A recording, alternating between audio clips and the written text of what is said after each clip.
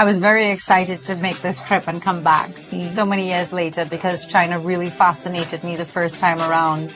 But I also felt like I was too young to understand it. And now, having worked with a Chinese company for 3 years and developed a much more nuanced understanding and appreciation for Chinese culture, it was like, oh, I'm dying to go back to Beijing. My coworkers all were like, oh, Beijing has changed so much since you were there in 2008. And I kept saying, okay, I hear that. And then when I actually arrived, it was like, wow, yes, it has. And in many ways, it doesn't even feel like the same city. Hello everyone, welcome to our channel. Today we are in Tianmen Street, the gateway to the city's past, and we have a special friend with us, Sarah. Yes, that's me. My name is Sarah Jane. I've come all the way from Trinidad and Tobago, and I'm here to learn a little bit about what makes Beijing so special. I'm talking about their intangible cultural heritage. So I hope you join us today as we take a ride around the city, learn all about the history, and of course get something good to eat, right? Yes, it isn't just a tour. It's a taste of history, culture, and a lot of surprise. So grab your curiosity and your appetite and let's go. Come on! Yeah. I feel like it must be so expensive, the rent. Yes, it should be. But there are a lot of tourists from all over China or even from all around the world come here every day. So all these businesses along here, it's very interesting. See, look, this is what I love about Chinese culture, right? And that is that it's not like, it's not a costume. It's not cosplay. It's actually part of what you guys do. You guys mix old and new very well. So beautiful. I love this. Exactly. And brands as well. I feel like brands are a great way for Chinese to connect with other cultures that are very, very different. But at the same time, like, we're very different, but like with the courtyard, we're very different, but we have common threads. And if we can identify those common threads, we can build on that foundation. And especially with like Belt and Road, right, where I work with CRCC, Belt and Road and Latin America, it's beyond that point of experimentation. Belt and Road is in a foundational stage now because we've been experimenting, we've been trying things out and learning. So now we have a solid foundation of what works, how to build, where to build, what countries we want to work with, and what countries we're looking to continue to deepen that relationship with.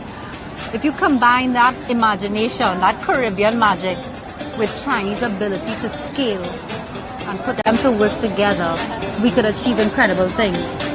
But for that to happen, we have to understand each other better.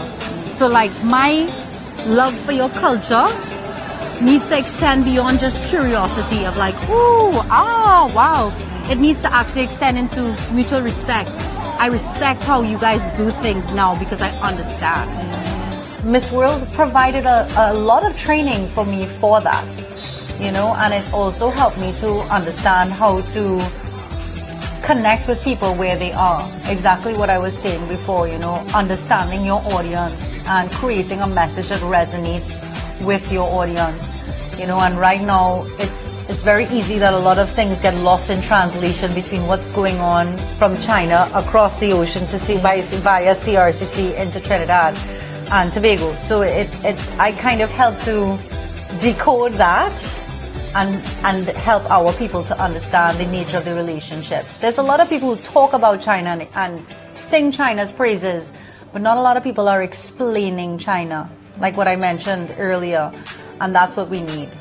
Culture is not about how much trivia you can learn about another nation.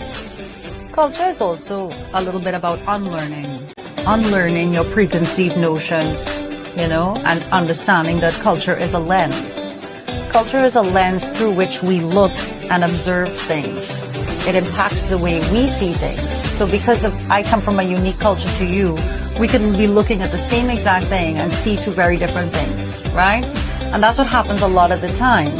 A lot of the time, people are gauging China and judging China's actions from a Western egalitarian perspective, not understanding that China hails from a completely different philosophical root than Western thought.